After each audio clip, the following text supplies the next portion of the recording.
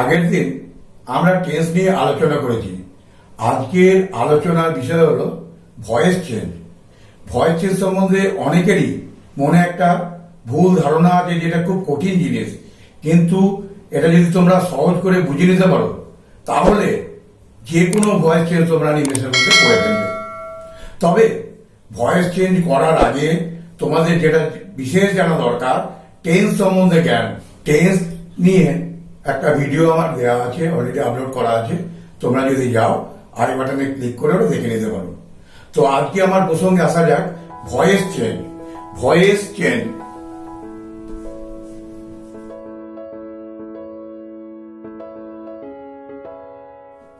আমি প্রথমে আসছি প্রেজেন্ট ইনডিফিনিট টেন্সের দিয়ে শুরু করছি। I eat rice. এখানে দেখো ভয়েস চেঞ্জের কতগুলো নিয়ম আছে। সাবজেক্ট, ভার্ব আর অবজেক্ট, এই তিনটেরই মেন কাজ। এটা হচ্ছে সাবজেক্ট, এটা হচ্ছে ভার্ব, এটা হচ্ছে অবজেক্ট। আর যত বড়ই সেন্টেন্স থাকুক না কেন, আমার এই তিনটে জিনিসই আমার দরকার, তাছাড়া আর আমার কোনো প্রয়োজন নেই ভাববার। কি নিয়ম? এটা হচ্ছে আমার অ্যাক্টিভ ভয়েস, আমি এটাতে প্যাসিভ ভয়েসে আসবো। এর নিয়মগুলো দেখো। অ্যাক্টিভের সাবজেক্ট প্যাসিভের অবজেক্ট হবে, অবজেক্টটা সাবজেক্ট হয়ে যাবে, আর আসল কাজ হলো ভার্বের। একটা বি ভার্ব প্রথমে বসবে, তারপরে ভার্বের third form.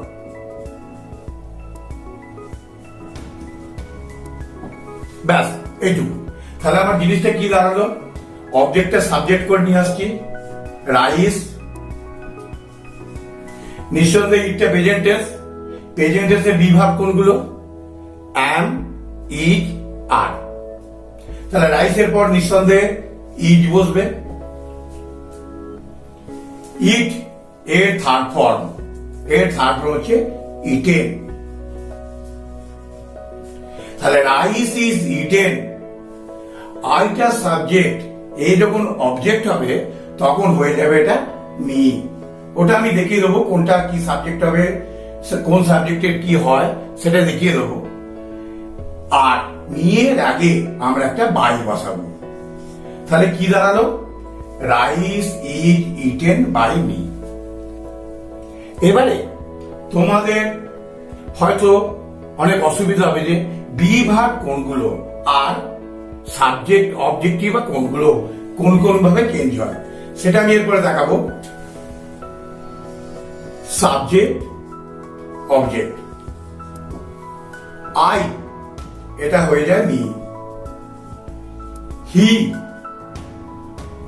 Him, she her, we us, they them. It যদি থাকে তাহলে কিন্তু ইট।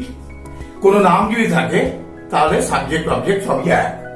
তাহলে আইটা মি, হিটা হিম, সিটা হার, উইটা আস, দেটা দেম, ইটটা ইট। এবারে বিভাগ। বিভাগ হয়তো আমাকে বারবার বলতে হবে না। বিভাগ প্রেজেন্ট,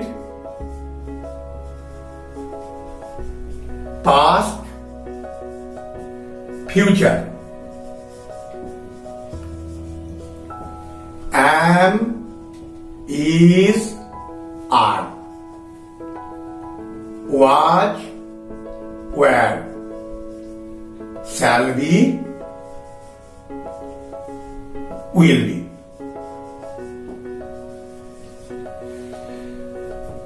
এই গেল আমার প্রেজেন্ট, পাস্ট, ফিউচারের বিভাগ, আর সাবজেক্ট অবজেক্টও বলে দিলাম। এবার একটা করে দেখিয়ে দিই। হি kills a snake. প্রথমে আমরা দেখে নেব সাবজেক্ট, অবজেক্ট আর ভার্ব কোনটা। হিটা সাবজেক্ট, কিউজটা ভার্ব, এ স্নেকটা অবজেক্ট। তাহলে এ স্নেকটাকে আগে নিয়ে এলাম, এ স্নেক। কিলস নিঃসন্দেহে প্রেজেন্ট টেন্স, তাহলে ইজ কিল্ড বাই, হিটা কি হবে না হিম। বোঝা গেল? এবারে আমি একটা পাস্ট টেন্সের পড়ব। He ate a mango. হিটা সাবজেক্ট, এটটা ভার্ব, এ ম্যাঙ্গোটা অবজেক্ট। এ ম্যাঙ্গোটা নিয়ে এলাম।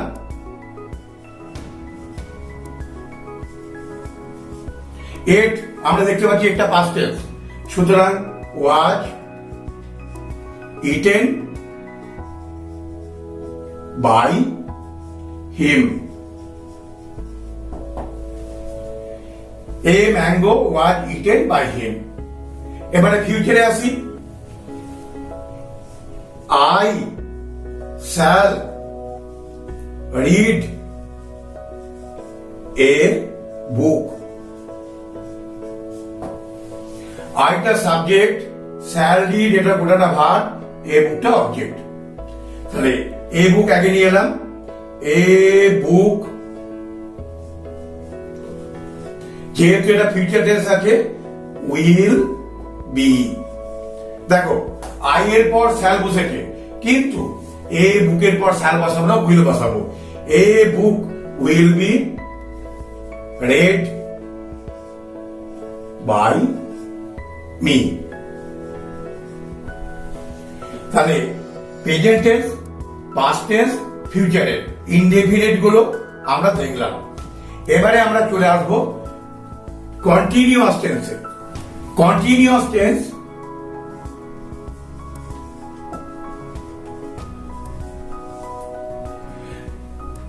I am reading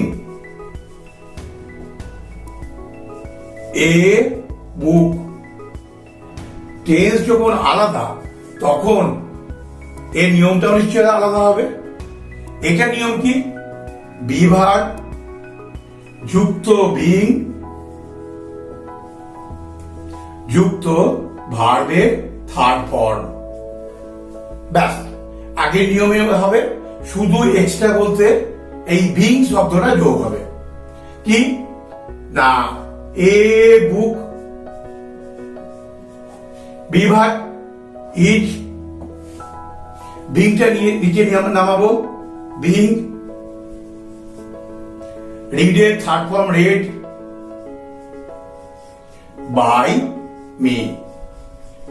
অসুবিধা কিচ্ছু নেই, নিয়মটা আগের মতনই আছে, শুধু কন্টিনিউয়াস থাকলে একটা বিং যোগ হবে, এইটুকু জানলেই হবে। প্রেজেন্টের যা নিয়ম, পাস্টের ক্ষেত্রেও তাই, ফিউচারের ক্ষেত্রেও তাই। পাস্টের ক্ষেত্রে তা আমি একটা দেখিয়ে দিচ্ছি। They were playing cricket. এটা subject, cricket object, were playing verb. দেখো দে ওয়ার, তাহলে ক্রিকেটটা এখানে বসাচ্ছি, cricket.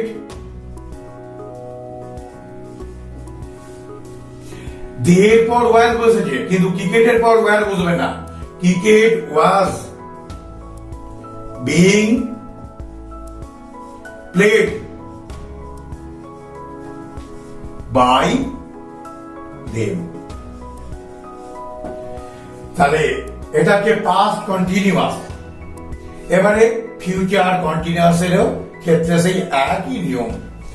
They will be playing cricket, cricket will be being played by them. এবারে আমি আসবো পারফেক্ট টেন্সে। পারফেক্ট,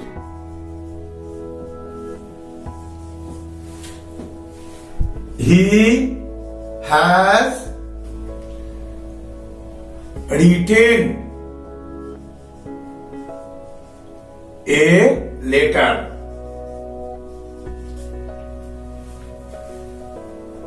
এখানে হ্যাজ রিটেনটা ভার্ব, পারফেক্টের ক্ষেত্রে নিয়ম হলো হ্যাজ অথবা হ্যাভ যুক্ত বিন যুক্ত ভার্বের থার্ড ফর্ম। নিয়মগুলো একই থাকে, সাবজেক্ট অবজেক্ট যা আবার তাই হবে, শুধু ভার্বের ক্ষেত্রে প্রয়োজন হচ্ছে, এগুলো কোনো চেঞ্জই হচ্ছে না। এ লেটার, এই লেটারের পরে হ্যাজ বসবে, হ্যাজ বসালাম, বিনটা আসবে, বিনও বসালাম। রিটেন, এখানে একটা সুবিধা আছে, অলরেডি 3 নম্বর ফর্মটা করে দেওয়াই আছে। রিটেন বাই হিটা হিম। যখন তোমরা পাস্ট পারফেক্টে যাবে ওই একই নিয়ম, এখানে হ্যাজ আর হ্যাভ হয়েছিল, পাস্ট পারফেক্টের ক্ষেত্রে শুধু হ্যাড হবে। তাহলে যদি থাকতো he had written a letter, a letter had been written by him, হয়ে গেল। তোমাদের অনেক সময় সমস্যা হয়, হি রিডস এ বুক, এটা তো ঠিক আছে, কিন্তু যদি বলা হয় he does not read a book, he does not read a book, এইটা চেঞ্জ করতে তোমাদের অনেক সময় অসুবিধা হয়ে যায়। কেন? শুধু ডাজ আর নট আছে বলে। কিন্তু চিন্তা করার কিছু নেই, he does not read a book এটা নেগেটিভ সেন্টেন্স। অ্যাফার্মেটিভে কি হবে? He reads a book. আগে হি রিডস এ বুককে করে নাও, আমি চলা করে দেখাচ্ছি। He reads a book, he reads a book. উত্তরটা কি হলো তোমরা সবাই জানো, a book is read by him. এই পর্যন্ত আমার কোনো সমস্যা নেই। এবারে দেখো, হি রিডস এ বুক, এর নেগেটিভ হচ্ছে he does not read a book. তাহলে এই যেটা আমি করলাম, এটার যদি নেগেটিভ করে দিই তাহলে কিন্তু আমার উত্তরটা হয়ে যাচ্ছে। আমরা করলাম কি, a book is not read by him. খুব সোজা সাপটা উত্তর। প্রথমে অ্যাফার্মেটিভে করে নাও, তারপরে তুমি ওটাকে নেগেটিভে চেঞ্জ করে দাও। দু একটা করার পরে তোমাদের আয়ত্ত হয়ে যাবে। এবারে আসি ইন্টারোগেটিভ। যদি থাকে ডাজ হি রিড এ বুক, এটাতেও কিন্তু কোনো সমস্যা নেই। তোমরা সবাই জানো he reads a book, a book is read by him. এইটার ইন্টারোগেটিভ হচ্ছে এইটা। তাহলে এই যে আমি প্যাসিভ ভয়েসে করলাম, এটাকে যদি আমি ইন্টারোগেটিভ করে দিই তাহলে আমার এই উত্তরটা বেরিয়ে চলে আসছে। এটা ইন্টারোগেটিভ করার সহজ উপায় কি, বি ভাবটাকে আমরা আগে নিয়ে যাব, ইজ, তারপরে পর পর বসে যাবে, is a book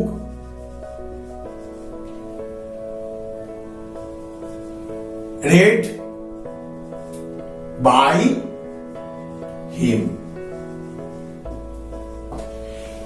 is a book read by him আমার ইন্টারোগেটিভ হয়ে গেল। আজকে আমি এতটাই আলোচনা করলাম। আরো ভয়েস চেঞ্জের কতগুলো জটিল নিয়ম আছে, সেগুলো তোমাদের সমস্যায় ফেলতে পারে। আমি পরের দিন সেইগুলো নিয়ে আলোচনা করব। তোমরা এই চ্যানেলটাকে দেখতে থাকো।